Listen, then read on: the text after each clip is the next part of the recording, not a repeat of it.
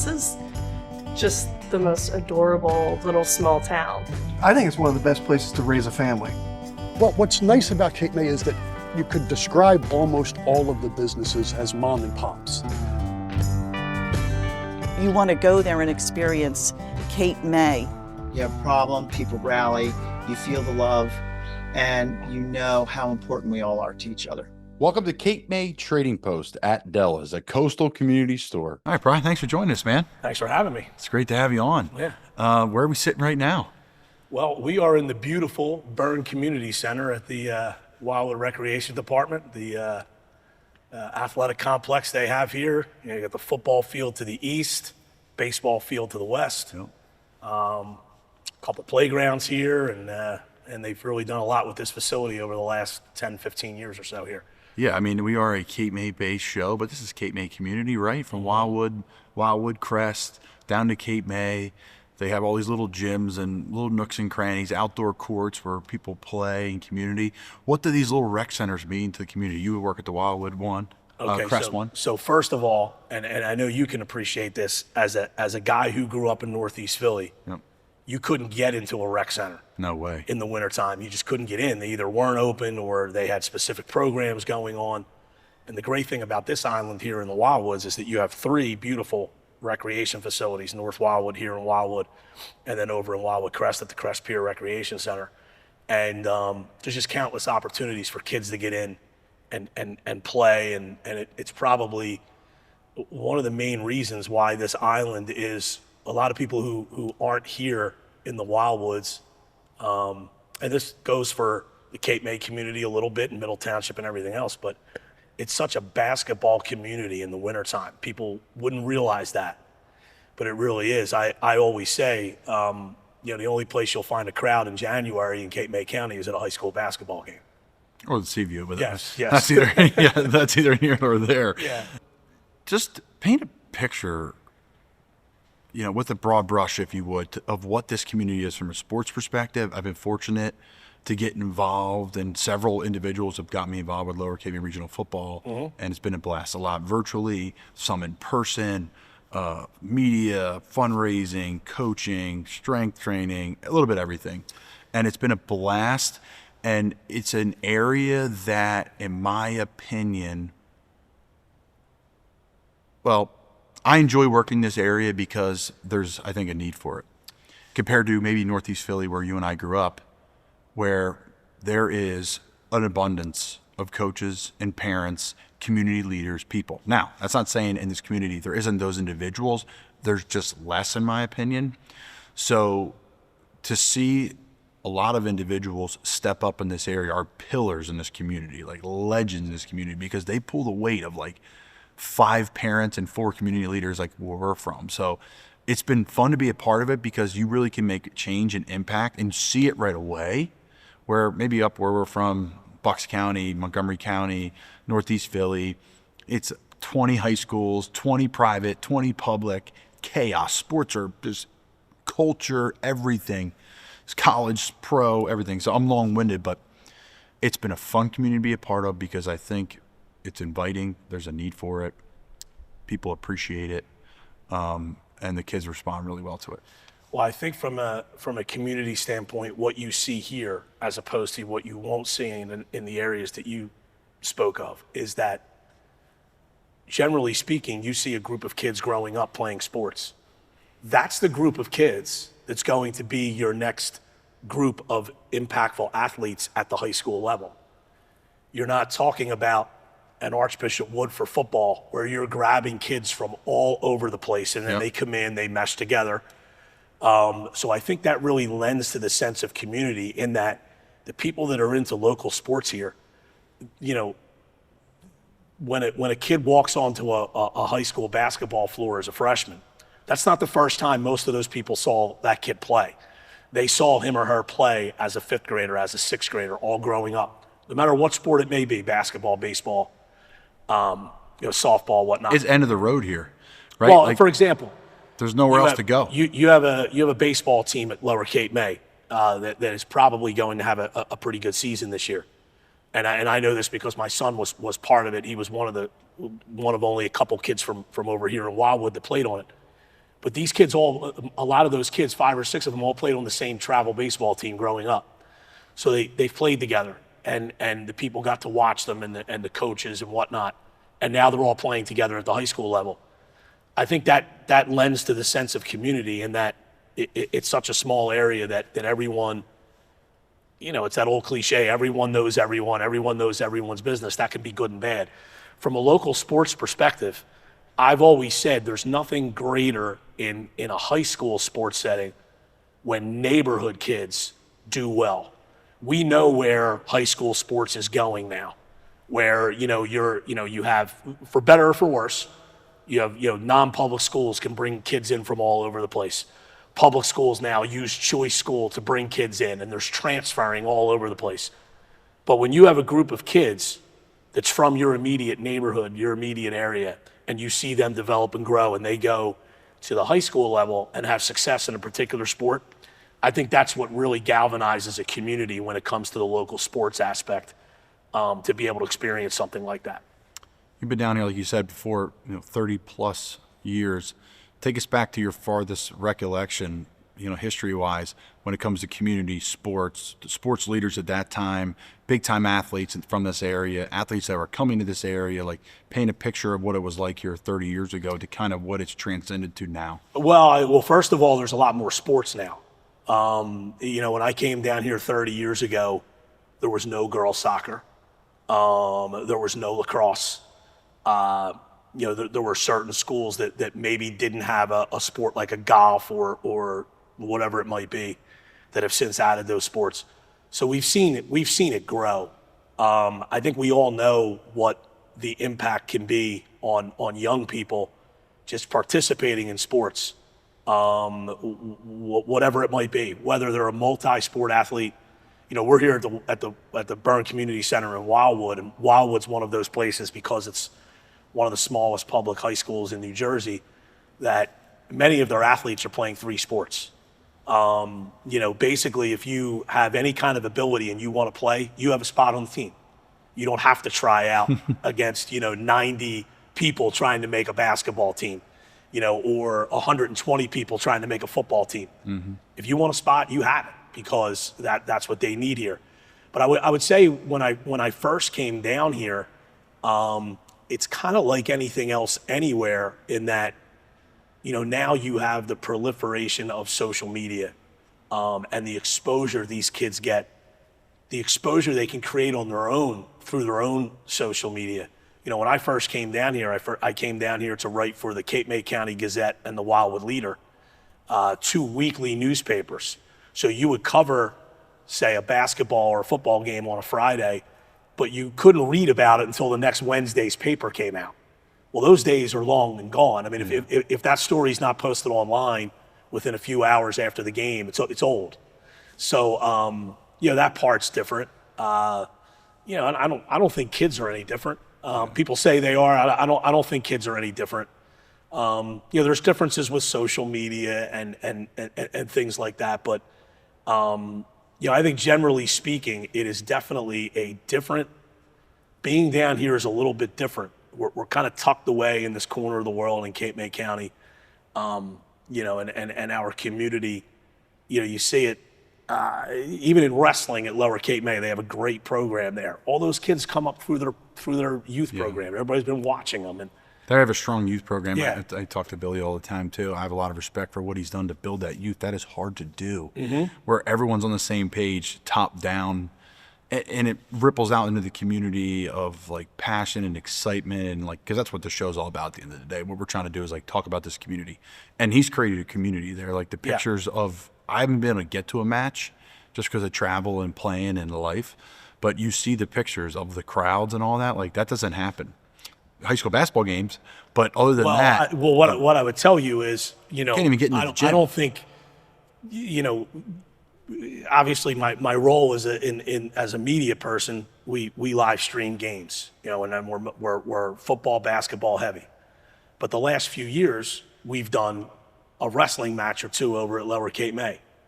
That's something that 10 years ago, I don't think we would have ever even considered doing.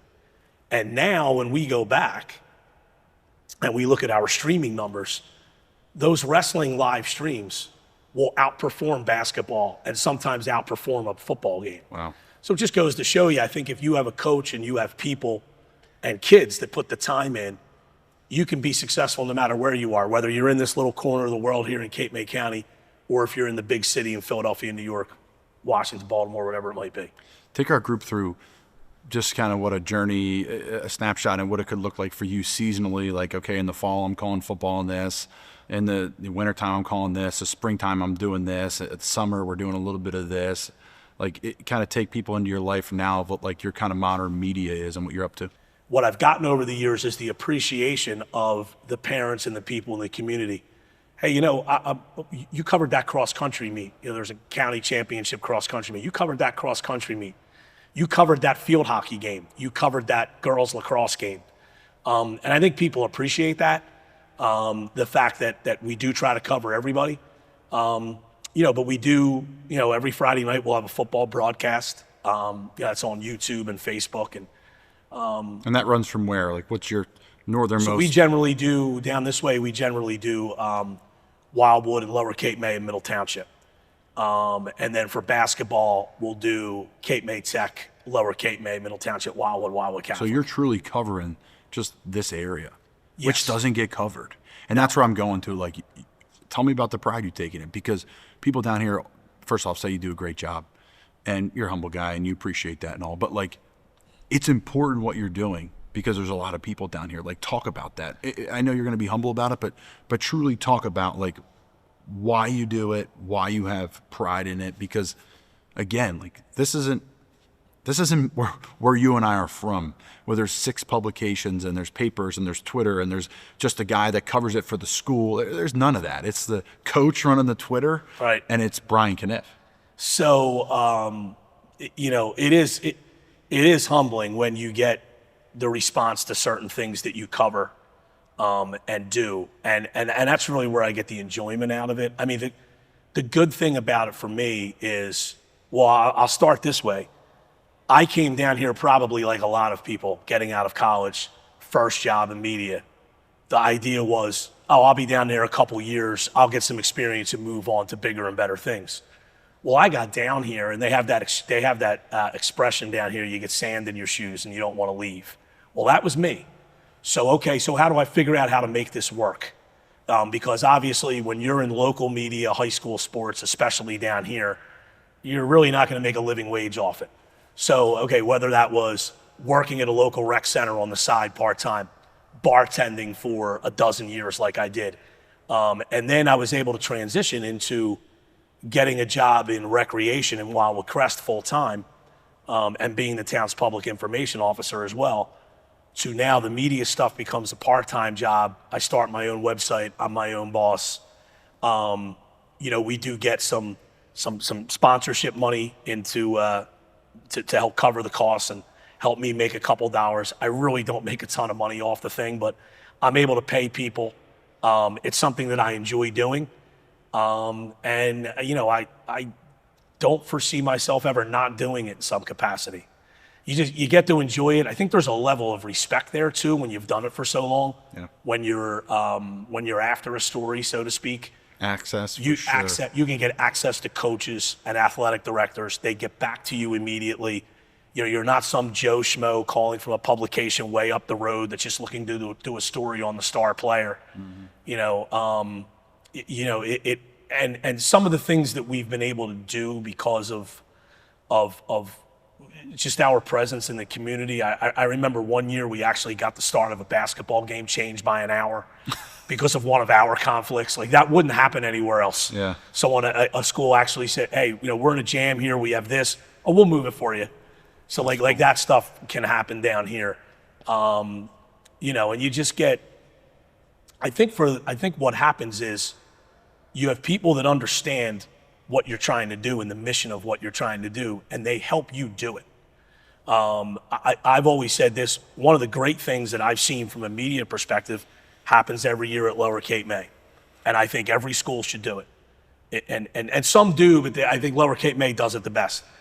All their kids that are going to go on and play college sports, they have a quote unquote media day for them at the end of the school year, where they bring them all out and they have the table and they do their little signing ceremony. They're doing that now even for Division III, as you know. That's right. And it's great. And the local media that are here, even though there's not many of us, all of us are there. And all the parents are there and their classmates are there. And that's the type of stuff that, you know, you don't really see elsewhere. Like you'll see the bigger schools, well, they'll celebrate their Division I athletes. Yeah. But, you know, what about the kid that's going to go play field hockey at Juniata College? Yeah. You know, or the kid that's going to go play lacrosse at Jefferson University. Let them have their moment, and they do that there, and it's awesome. Yeah, because to me it's no different. Like just because I went to the University of Florida doesn't mean the guy next to me who went and played at your Sinus and was an All-American there didn't get the same experience from the sense that you're doing something. And I've been a huge proponent down here of, do you want to play past high school? And a lot of kids will look at you and say, what? Can I? Yes. And we'll find home. And that's been a lot of my role here is through my connections in football, helping these kids not get recruited, but maybe get some eyeballs on them to the sense that like, okay, this is interesting and here's a home. And a lot of these kids down here can play Division III sports, can change their life because that grind, that struggle, that sacrifice, the ability to go to school past college, right? Like past high school, like that's new to some kids. And it's been fun doing that. Yeah, I think that one of the things that I say is you know, we all know, well, maybe not everybody knows. You and I know whatever that percentage is, 5%, 6% go on after high school and play in college. Yeah. So you know how hard it is at any level. And, you know, there's certain sports, and I would say this for most of them really, but certainly in some specific sports like a basketball, if you can play after high school, Oh yeah. you're a really good player. It's hard. There's only You know, 5 spots. There's only 5 spots. There might be 15 spots on a team, Yeah. if that.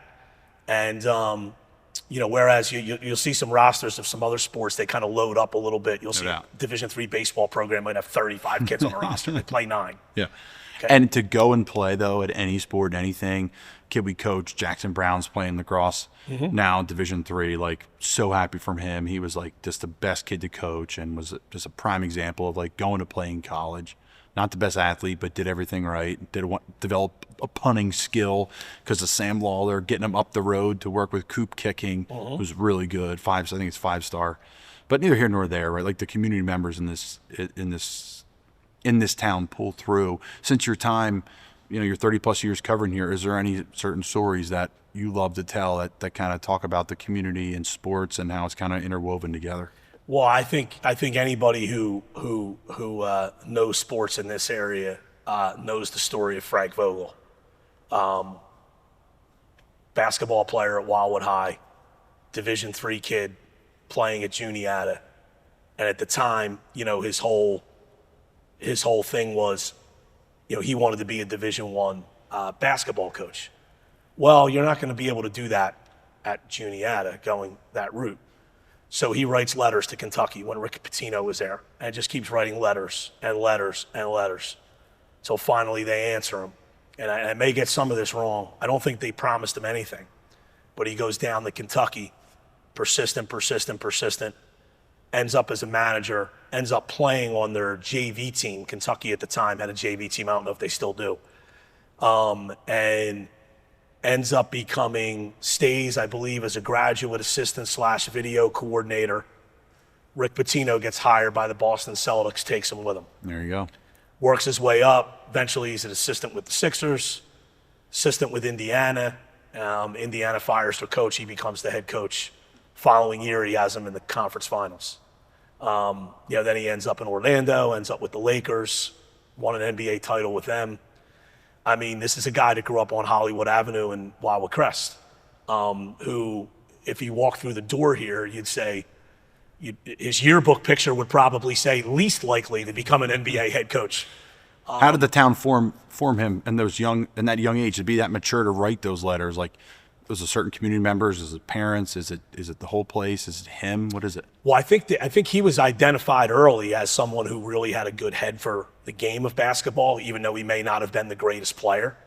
Where's that develop? Rec? Is that develop outside summer leagues? Well, I think some of it, yeah. I mean, and that's one of the things that I think. One of the things about down here is there really is a sense of don't let anyone tell you can't do something. And I think he probably had that in the back of his mind. Like, you know what, like this is how I was brought up here. You know, even though you're from little Wildwood Crest. And people forget, you know, you see these communities down here, you know, in June, July, August, and September, and how bustling they are. We are small town America here the other 8 months of the year. I mean, even though we're becoming more year round and there's more people living down this way than there were 25, 30 years ago. But it's just, that's just the way it is. It's small town USA. And, you know, his story is remarkable, and it's incredibly inspiring. And you have a kid like, you have a guy like who I'm sure you're familiar with, Wes Hills. Yeah.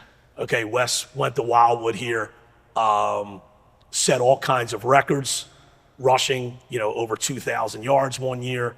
And, you know, people looked at him and said, oh, well, you know, he's playing at that little Group 1 school. His numbers are inflated. Well, he goes to Delaware, does well, ends up at Slippery Rock, does well. Yep. And he ends up getting into the NFL a little bit and scoring a couple touchdowns in a game for Detroit when they were depleted by injuries. And, you know, and he's been playing in the USFL and whatnot. Yep. And, you know, he's done really, really well for himself. And this was a guy that, you know, grew up here, played basketball in this rec. Yeah. So. Did you cover Caesar? Did cover Matt Caesar. Yeah. You know, I still say that you know, we all know what he's done as a baseball player. And I'll never forget they were playing Buna. Lance is going to laugh at this. They were playing Buna at home. And late in the game, maybe 3 minutes left, they have the ball about their own 40. And Matt was also the punter. So they snap the ball to Matt. Matt decides to take off, runs for a first down, basically game over. And I turned to Lance and I said, you know, Lance Bailey was the head coach at the time, and you know, just finished his second tenure there. I said to Lance, I said, you know, you really got a set to call that play. He goes, I didn't call it. That was all him. He just took off. He just took off. He saw an opening and just went.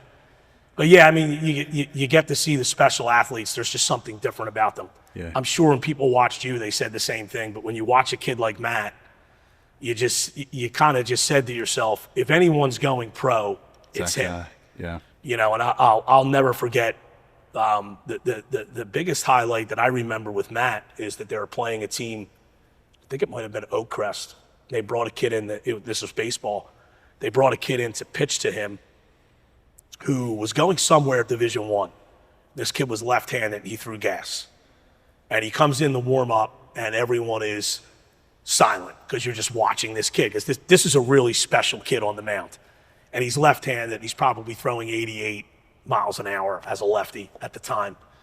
And I believe the first pitch that Matt saw when play resumed, he hit the ball so hard that he hit the base umpire. The base umpire didn't have a chance to move out of the way.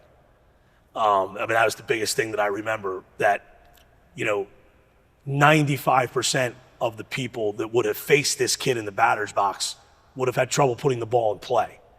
And not only did Matt put it in play, but, you know, the new age thing with exit velocity probably went off his bat at 130 miles an hour. He ripped the cover off the ball. Yes, as we used to say. Yes. We didn't have exit velocity. No. He just ripped the cover off the ball. And he lives locally in Cape May still, which is great. Yeah, and you see him around town. Yeah. You know, we actually see him a lot of times at the, believe it or not, the Wildwood high school girls basketball games, because his wife has a relative who's playing on the team. And Oh, cool. Matt sometimes goes to the game with his family. But it's one of those things where, you know, it's the type of community where, you know, a guy like Matt just blends in. You know, World Series champion 5 or 6 years in MLB, whatever it was. And now, like, to hear he's just one of the guys. Yeah, he was, you know, great athlete, but he's just a person in our community. And that's just pretty cool from down here. Can you talk about Wildwood Catholic? Because there's an allure to Wildwood Catholic for sure. I mean, even from us coming down, when I would come and play in the the Wildwood Christmas time tournament, we would come down and play in that. I've always heard about it, and then there's great players that come out of it. Like, could you bullet point version, like, kind of what it is, what's the history of it, and then the basketball prowess, the sports side of it? Well, they've always been a basketball school. I don't know if that'll ever change. You know, they've had some good soccer teams as well. I think the draw there is the fact that first of all, there's certainly a draw for you went to Catholic school, I went to Catholic school. There's some people that are just going to be Catholic school people. Yep. They believe in Catholic education. They send their children there.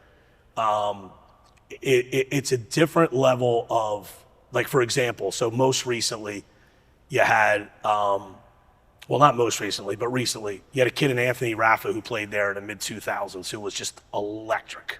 Ended up playing at Coastal Carolina. And he played overseas for 8 to 10 years, whatever it was. And he was from Seattle, but he was like welcomed with open arms down here, and then you had their team from a few years ago that was just like lightning in a bottle, where they had, Jalil White, who played at Temple. And now at LaSalle, Taj Thweet, who played at West Virginia, and now is doing well at a Division II school. They had 3 or 4 other college players on that team. So that is something that may never happen again there, just because we don't have those kind of athletes down here. But, from a basketball standpoint, they're down to 120, 130 kids in the entire school. Yet they punch above their weight, boys basketball, girls basketball. They're winning 20 games a year every year. They're competing for a league championship.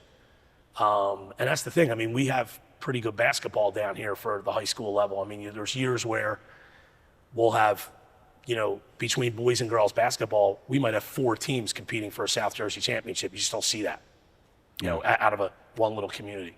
Getting a scoop of ice cream with your family, where are you going? Duffers. You ever been there? No. Homemade ice cream. It's right up here on Pacific Avenue. Summertime.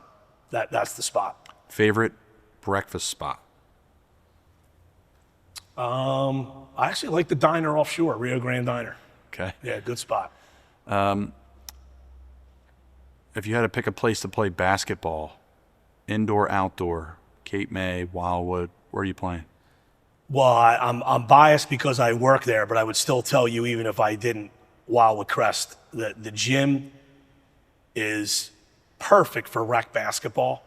And then outside in the summertime, the games used to be insane. The amount of talent that would be on those courts. It's a little different now. Kids don't play pickup basketball. They're into that AAU and everything's got to be organized. But when it came to pickup basketball, that was the best down here. Your favorite place to get a beer in town? Anglesey Pub, or the outdoor bar at the Mud Hen, spectacular in the summertime. Your favorite place to call a basketball game in the area? Wildwood High. And I'll tell you that because I think it's the best gym in South Jersey. It's perfectly sized for the size of the school. It's intimate but not too small. And when it's crowded, the acoustics in that gym are like nothing else. It gets so loud in there. Your favorite place to call a football game? That I would say, Middle Township, because just generally speaking, they're the most competitive program of the 3. But I like the other places too. Lower Cape May rolls out the red carpet for you, whatever you need. What I like about Wildwood is their track is actually behind the press box, so you're much closer to the field. So all 3 of them have their allure.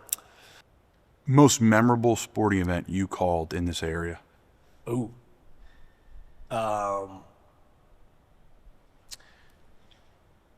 Okay, this is easy, I think, actually, now that I think about it. So, COVID year, Wildwood Catholic's boys basketball team's an underdog. They absolutely smoke Rutgers Prep in the South Jersey title game. I think they ended up winning by 13 or 15, but they were up close to 30 at one point. The game was never close, and it wasn't supposed to be like that. And I think everybody anticipated Wildwood Catholic possibly winning a state title, and then everything got shut down because of COVID. They never had the state championship games that year. Wow. So that was pretty memorable considering everything that happened, the circumstances leading up to and playing that game, because they were such a big underdog. and then they win easily, and then boom, everything stops. So that was kind of probably the most, might not have been the most memorable game, Yeah. but probably the most memorable just because of all the circumstances Yeah, the around it. scenario. Yeah. And lastly, and this isn't a quick hitter, but just talk about your son. I mean, he just clipped 1,000 points. What's it been like for him growing up, in this area? I don't need to speak for him, but from a dad's perspective, growing up in athletics in this area, what that's been for him, and then his experience now his senior year. Well, what I'll say, and maybe I should have talked about this earlier. What I'll say is when you look at this community, if you have a kid that wants to play sports, there's opportunity. They have so much going on in youth sports here that we never had. Like I never was able to play organized basketball until I was like 11 or 12 years old. Down here they're starting at kindergarten.